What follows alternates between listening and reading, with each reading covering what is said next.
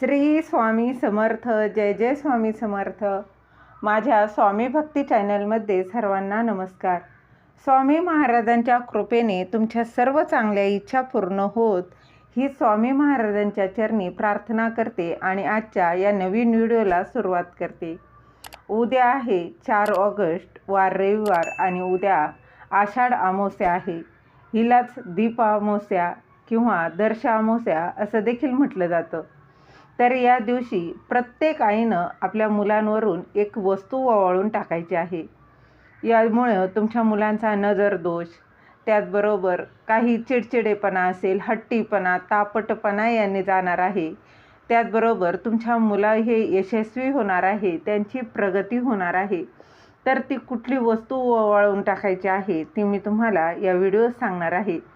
ती जाणून घेण्याआधी तुम्ही माझ्या स्वामी भक्ती चॅनलला सबस्क्राईब नक्की करा आणि व्हिडिओ माहितीपूर्ण वाटला तर लाईक करा, शेअर करा.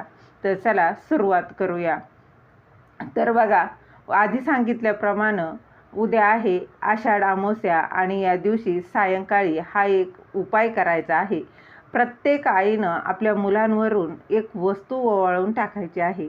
बघा, कुठलाही उपाय तोडगे करत असताना आपला त्यावर पूर्ण श्रद्धा आणि विश्वास हवा, तरच त्याचं जे काही फळ आहे ते आपल्याला प्राप्त होत असतं. तर असंच या दिवशी एक वस्तू आपल्या मुलांवरून ओवाळून टाकायची आहे. हा अत्यंत प्रभावी असा हा उपाय आहे. त्याचबरोबर आषाढ अमावस्या ही सर्वात मोठी अमावस्या मानली जाते. या दिवशी आवर्जून हा उपाय करा. यामुळे तुमच्या मुलांवरील नजर दोष असेल, काही अडचणी, संकट, विघ्न जे काही आहे ते नष्ट तर होईलच, शिवाय त्यांची अभ्यासात प्रगती होईल. नोकरीत, त्याचबरोबर ते धंदा करत असतील, काही व्यवसाय करत असतील तर तिथे देखील त्यांना चांगलं यश येणार आहे. त्याचबरोबर तुमची मुलं लहान असो किंवा मोठी असली तरी देखील हा उपाय तुम्ही करू शकता. या दीप अमावस्येला तुम्ही हा उपाय आवर्जून करायचा आहे. मुलांच्या जीवनातील अडचणी, संकट दूर होण्यासाठी, त्याचबरोबर त्यांची प्रगती होण्यासाठी काही प्रभावी उपाय आपण करत असतो. परंतु हे उपाय हे अमावस्येच्या दिवशी जर केले तर त्याची जास्तीत जास्त लवकर फलदायी ठरतात. कारण अमावस्येच्या दिवशी नकारात्मकता ही बाहेर काढण्यासाठी अत्यंत महत्त्वाचा दिवस मानला जातो. या दिवशी घराची साफसफाई केली जाते. त्याचप्रमाणे पितरांसाठी तर्पण केलं जातं.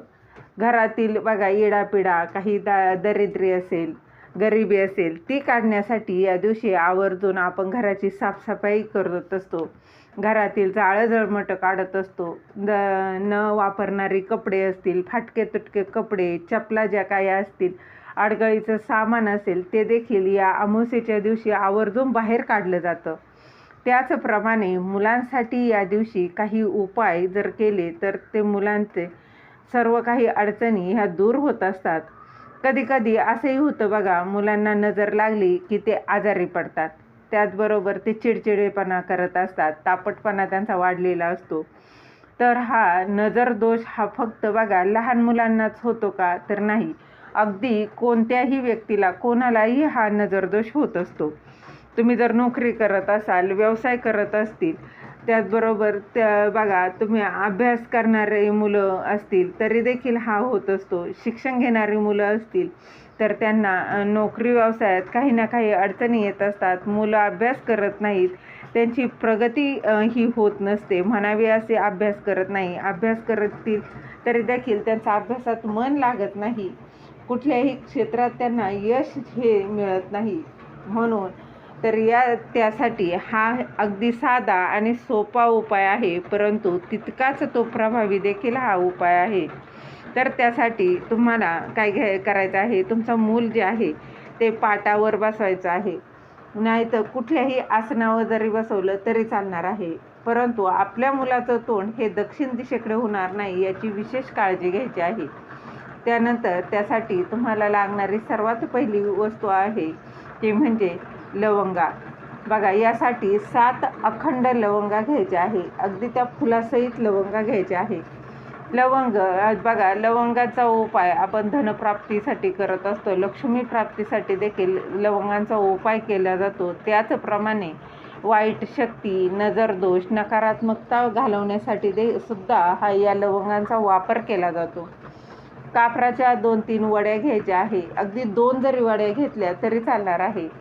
लवंगा हातात घेऊन तुमच्या बघा काय करायचं आहे, तुमच्या हातात या लवंगा घ्यायच्या आहे आणि मुलाच्या डोक्यापासून पायापर्यंत गोल, अगदी घड्याळाचा काटा ज्याप्रमाणे फिरतो ना त्याप्रमाणे 7 वेळा तुम्हाला या लवंगा ओवाळायच्या आहे, उतरवून घ्यायच्या आहे. आणि ह्या उतरवत असताना एक मंत्र देखील बोलायचा आहे, तो म्हणजे ओम श्री गुरुदेव दत्त नमो नमः या मंत्राचा जप करायचा आहे. पुन्हा सांगते, परत एकदा सांगते, ऐका. ओम श्री गुरुदेव दत्त नमो नमः या मंत्राचा जप करायचा आहे. नंतर हे उतरवलेलं जे लवंग आहे ते घराच्या बाहेर किंवा अगदी बाल्कनीत जाऊन त्या तुम्हाला जाळून टाकायचे आहे.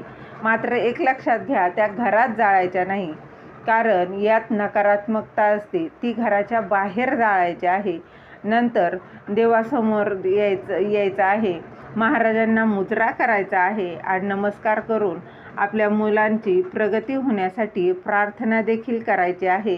याप्रमाणे प्रत्येक आईनं आपल्या मुलांच्या प्रगतीसाठी या दीप अमावस्या अत्यंत मोठी अमावस्या आहे, या दिवशी आवर्जून हा उपाय करा. तुमच्या मुलांमध्ये नक्कीच बदल जाणवेल, तुम्हाला फरक लवकरच जाणवेल. काही दिवसात तुम्हाला अनुभव येईल. झालेली सेवा महाराजांच्या चरणी रुजू करते. दिलेली माहिती तुम्हाला आवडली असेल तर लाईक करा, शेअर करा, सबस्क्राईब करायला विसरू नका. तोपर्यंत सर्वांना श्री स्वामी समर्थ. जय जय स्वामी समर्थ.